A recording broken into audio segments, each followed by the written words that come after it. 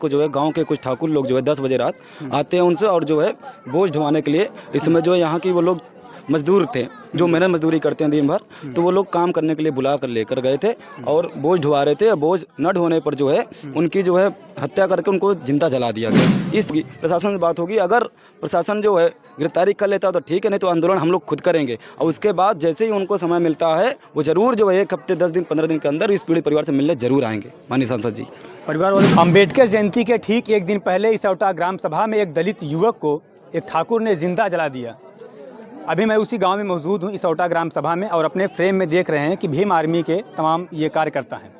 इनसे बातचीत करने का प्रयास करते हैं दरअसल कि आखिर अम्बेडकर जयंती के ठीक एक दिन पहले ये जो घटना का अंजाम दिया जाता है, क्या कुछ वजह है, तमाम सवाल है। उन सवालों का जवाब जानने का प्रयास करेंगे। भीम आर्मी के पदाधिकारी हैं, इनसे भी बात करेंगे। क्या चंद्रशेखर आज़ाद जी का आगमन यहाँ पर कब हो रहा है, क्या इस परिवार को न्याय मिल पाएगा या नहीं।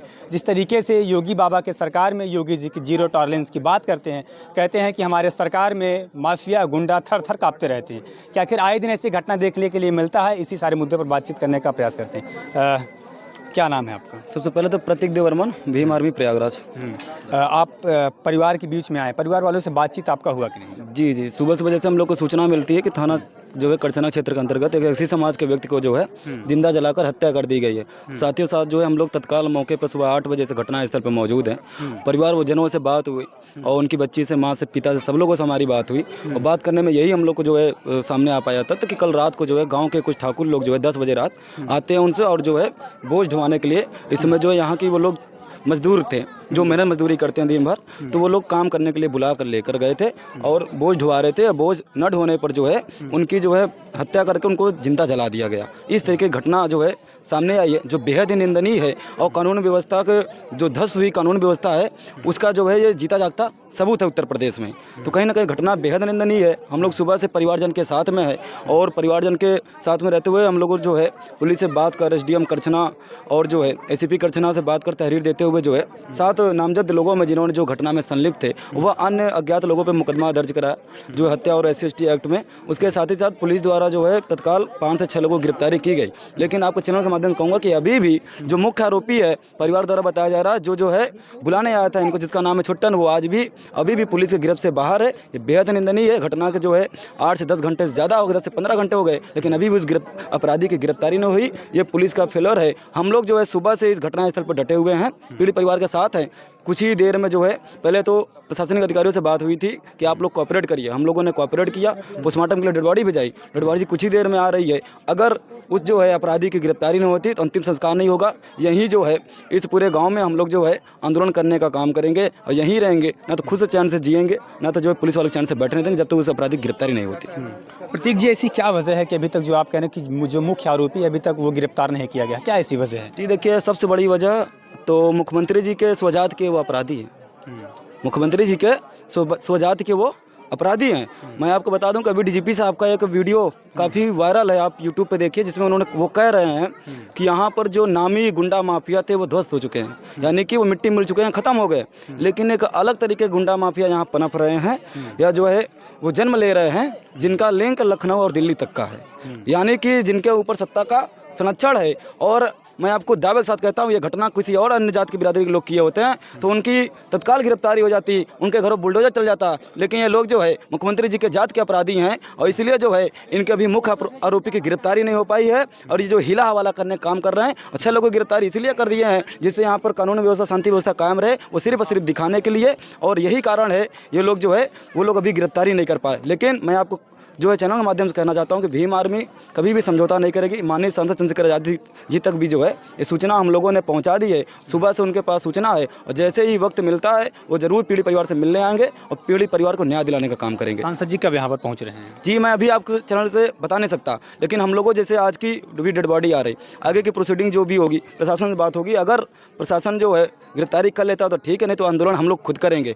और उसके बाद जैसे ही उनको समय मिलता है वो जरूर जो है 1 हफ्ते 10 दिन 15 दिन के अंदर इस पीड़ित परिवार से मिलने जरूर आएंगे। माननीय सांसद जी, परिवार वालों से मैं बातचीत कर रहा था तो परिवार वाले कह रहे थे कि जब हम लोग अम्बेडकर जयंती मनाते हैं ठीक उससे 1-2 दिन पहले से घटना हो जाती है। अगले साल भी शायद ऐसी घटना कर दिया गया था कि वो ठाकुर समाज के लोग उनको मारकर कुएं में टांग दिए थे। इस पर आप क्या कहेंगे? जी देखिए, इस देश में जो है आज बड़े बड़े मीडिया चैनलों पे जो एंकरों द्वारा, नेताओं द्वारा, ब्यूरोक्रेट द्वारा, सभी के द्वारा कहा जाता है जातिवाद खत्म हो चुका है। लेकिन आज अगर हम सच्चाई की तह तक जाएं तो आज भी इस देश में जातिवाद जिंदा है। आप जरा सोचिए कि इस देश में बाबा साहब अम्बेडकर संविधान लागू है जो सभी को बराबरी का, समानता का अधिकार देता है, मानव को एक समान का अधिकार देता है। लेकिन आज भी जिन्होंने जो है हजारों सालों तक इस देश में, इस देश के कमेरा समाज जो मेहनत मजदूरी करता है, जो बिजली खंभे चढ़कर बिजली बनाता है, चौराहे बैठ कर जूता सिलता है, जो रेलगाड़ी पटरियों बिछाता है, जो चौराहे पर जो है सब्जी बेचने का काम करता है, जो मेहनत मजदूरी करके जो है जो खेत खलिहान में हल चलाने काम करता है, खेत खलिहान में काम करता है, ऐसे लोगों के ऊपर आज भी जात के नाम पे शोषण किया जा रहा है। ये लोग हमें ये तो बताते हैं कि हम हिंदू हैं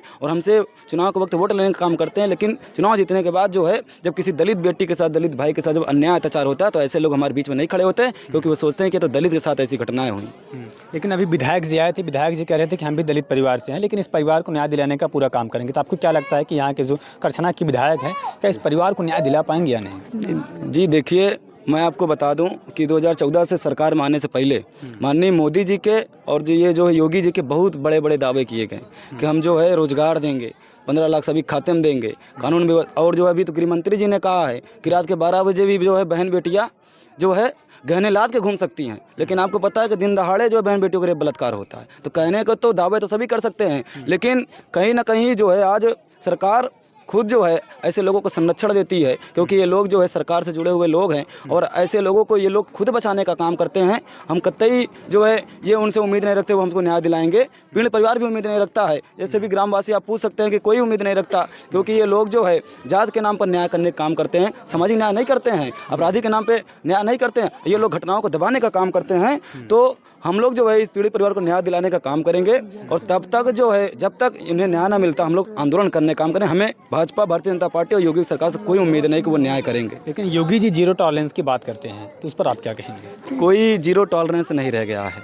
मैं आपको बता दूं कि कोई जीरो टॉलरेंस नहीं रह गया है। जाति देखकर अपराधियों की गिरफ्तारी होती है, जाति देखकर अपराधियों को जो है सज़ा मिलती है, जाति देखकर लोगों को न्याय मिलता है उत्तर प्रदेश में। अगर यही कोई अन्य ब्राह्मण जाति के जो है पीड़ित परिवार होता तो तत्काल जो है इन्हें न्याय मिलता, सब कुछ मिलता, लेकिन ये दलित परिवार से हैं इसलिए नहीं मिल पाएगा, गरीब लोग हैं ये। प्रतीक जी, एक सवाल ये रह जाता है कि आप कह रहे हैं कि जाति को देखकर ये सब सारी चीज़ किया जाता है, तो आपको क्या लगता है कि आखिर दलित के साथ ऐसा क्यों होता है? आखिर उनके साथ ये सब क्यों घटनाओं का अंजाम दिया जाता है? क्या वजह है? देखिए, अगर किसी दलित के साथ घटना हो और उन अपराधियों को कड़ी सज़ा मिले, कड़ी सज़ा मिले, हमारी जो पुलिस है और जो है वो पैरवी, अच्छे से पैरवी करके जो है गवाहों को एविडेंस कलेक्ट करके उसको सज़ा दिलाने में अगर जो है कामयाब रही, फर्स्ट ट्रैक में मुकदमा चलवाकर अच्छी से पैरवी कर तो ये जो घटनाएं हैं वो रुकें। लेकिन ये पुलिस करती क्या है कि तत्काल तो गिरफ्तार कर ली, लेकिन उसके बाद जो है आपको बता दूं जब दलितों की जो घटनाएं होती हैं एससी समाज की, उसमें पुलिस इन्वेस्टिगेशन सालों भर करती है। आपने जो कहा ना पिछले साल की घटना, पिछले साल की घटना हुई है, अभी पूछ ली किसी ग्रामवासी से, उस घटना में संलिप्त कोई भी अपराधी जेल में नहीं होगा, ना तो 10 दिन के लिए भी कोई जेल में नहीं गया होगा, क्योंकि ये हमें तो एक्सक्यूज़ देंगे। हम जैसे लोग जब आंदोलन करते तो हमें तो एक्सक्यूज़ देंगे कि हम जो है तथ्यों को जाँच रहे हैं, एविडेंस कलेक्ट कर रहे हैं, लेकिन ये लोग सिर्फ इन्वेस्टिगेशन के नाम पर हिला हवाला करके लीपापोती करने का काम करते हैं और सरकार में बैठे हुए लोगों को खुश करने का काम करते हैं। और ये लोग जो है, मैं तो यही कहना चाहूँगा पुलिस के लोगों को, ये लोग जब वर्दी पहनते हैं तो ये शपथ लेते हैं कि हम सभी की रक्षा सुरक्षा करेंगे, कानून व्यवस्था को लागू करने का काम करेंगे। ये लोग जो है, जो लोग ये काम करना चाहते हैं, सरकार ऐसे लोगों की जो है ट्रांसफ़र करने का काम करती है। आप चैनल से हैं, आप मीडिया पत्रकार बंधु हैं, आप अभी देखे होंगे कि एक महिला उपाधीक्षक थी जो कनौजिया समाज से थी, जिन्होंने एक वीडियो से जो है जारी करके बयान देकर एक जो है जेल अधीक्षक के खिलाफ जो है यौन उत्पीड़न का और जो है गलत व्यवहार करने का आरोप लगाया था। 13 मार्च को उन्होंने वीडियो के माध्यम से आरोप लगाया, 16 तारीख को जो है उनका ट्रांसफ़र हो जाता दूसरे जेल में। आप जरा सोचिए कि उन्हें न्याय करने की बजाय जांच कमेटी बनाकर जो है जांच करने की बजाय उस तथ्यों को वो लोग जो है खुद ही ट्रांसफ़र कर देते हैं अधिकारियों को, जो पीड़ित है उनका ट्रांसफ़र कर देते हैं। प्रतीक जी, अगर इस परिवार को न्याय नहीं मिलेगा तो भीम आर्मी की सेना क्या करेगी? देखिए, आप चारों तरफ देखिए, नीले गमछे वाले लोग दिखेंगे। सुबह से 8 बजे से मैं खुद हूँ, सारे यहाँ समाज के लोग हैं, 20 से 40 हज़ार लोग, 20 से 40 हज़ार लोग। आप सोच लीजिए, पीड़ित परिवार को हम लोग से उम्मीद है, हम लोग के पास कोई काम धंधा नहीं है, समाज के लिए जी रहे हैं, समाज की सेवा के लिए काम कर रहे हैं। जब तक न्याय नहीं मिलेगा ना, यहीं पर बैठने का काम करेंगे, आंदोलन करेंगे, लेकिन जो है कि कहीं भी इस अन्याय अत्याचार को, इस जघन्य अपराध को बर्दाश्त करने का काम नहीं करेंगे, भले ही हमारी जान क्यों न चली जाए। हम लोग आंदोलन करने का काम करेंगे और आपसे भी ये उम्मीद करेंगे कि आप लोग इस खबर को और जो है आगे बढ़ाने का काम करिए, क्योंकि आज नेशनल मीडिया और मेन स्ट्रीम मीडिया तो इस घटना को नहीं दिखाती है, क्योंकि वो घटना वही दिखाती है जो सरकार के फ्लेवर में रहता है। अच्छा, चंद्रशेखर आज़ाद से जब आपकी बात हुआ तो क्या बोले वो, मतलब कुछ तो बात? जी देखिए, वो जिस तरीके से हम लोगों को आदेशित है, हम लोग सुबह से प्रदेश की जो कमेटी है, राष्ट्रीय कमेटी, सभी से बातचीत हो रही है और लगातार उनके तरफ से जो आदेश है, हम लोग जो है इस घटना पे उपस्थित हैं और इस पीड़ित परिवार के साथ हैं। अभी कल का जो है 14 अप्रैल है, पूरे देश भर में, पूरे विश्व में जो है बहुत ही धूमधाम से मनाया जाता है, लेकिन एक ऐसे मौके पर इस घटना को कर जो है ये लोग बहुत ही गलत काम करने का काम किए हैं। तो जैसे ही हमारे लोग जो है, हमारे माननीय सांसद जी और प्रदेश की कमेटी फ्री जो है, उनको समय मिलता है 1, 2, 3, 4 दिन में, वो स्वयं जो है यहाँ पर आएंगे। इस तरीके से आश्वासन वहाँ से मिला है कि हम स्वयं आएंगे या तो वीडियो कॉल के माध्यम से पीड़ित परिवार के बात करके उनकी आवाज़ सदन में उठाने का काम करेंगे, लोकसभा में उठाने का काम करेंगे वो। प्रतीक जी, परिवार की बात कीजिए, परिवार में वो अकेला ऐसा व्यक्ति थे जिन्होंने परिवार का पूरा अपना भरण पोषण करते थे, परिवार में कोई है नहीं, अब इनका भरण पोषण कैसे होगा? क्या आपकी मांग है सरकार की तरफ से, मतलब परिवार वालों के लिए? सुबह ही जो है, सुबह एसडीएम महोदय थे, सुबह ही भीम आर्मी आजाद समाज पार्टी संगठन की तरफ से मांग पत्र हमने एसडीएम महोदय के द्वारा जिलाधिकारी महोदय को दिया। क्या मांग थी? जिसमें सबसे पहली मांग यही थी कि अपराधियों की गिरफ्तारी करके फर्स्ट टाइम मुकदमा चलाया जाए, उन्हें फांसी की सजा दिलाई जाए। जिसमें दूसरी ये थी मांग हमारी कि पुनर्वास के लिए परिवार को 50 लाख की आर्थिक सहायता दी जाए। मैं आपको, देखिए, हमारे अंदर जातिवाद नहीं है, आप मीडिया से हैं, आप जानते होंगे कभी कई सारी घटनाएं घटी हैं जो जिसमें मृतक जो है अन्य जाति से थे, तो उन्हें जो है शासन द्वारा अर्थात मतलब कि माननीय योगी जी द्वारा 30 से 35 लाख रुपए का मुआवजा दिया गया, आपको पता होगा। तो हमने भी जो है इस पीड़ित परिवार के पुनर्वास के, क्योंकि एक अकेले कमाने वाले थे वो अपने घर के, उनकी एक 17 साल की बच्ची है, उनका बेटा है, उनका घर परिवार है, कोई कमाने वाला नहीं है, तो 50 लाख के मुआवजे की मांग की है। 5 बीघे पट्टे की ज़मीन और जो है उनकी रक्षा सुरक्षा सुनिश्चित कराने के लिए एक जो है शस्त्र लाइसेंस का भी मांग किए हैं। उसके साथ ही साथ ये भी मांग है कि पुलिस के द्वारा जो है यहाँ पर सतर्क दृष्टि बनाए रखी जाए और यहाँ पर जो अपराध है उसको जो है यहाँ से दूर किया जाए, और जिससे कोई भी जो है अपराधी ऐसा कोई कृत्य करने से पहले डरे। तो हम लोगों की शासन से यही मांग है कि आर्थिक सहायता मुआवजा के तौर पर इनको दिया जाए, अपराधियों को फांसी की सजा दी जाए, जिससे इस तरीके के जघन्य अपराध कोई दूसरा अपराधी करने से पहले 10 बार सोचे।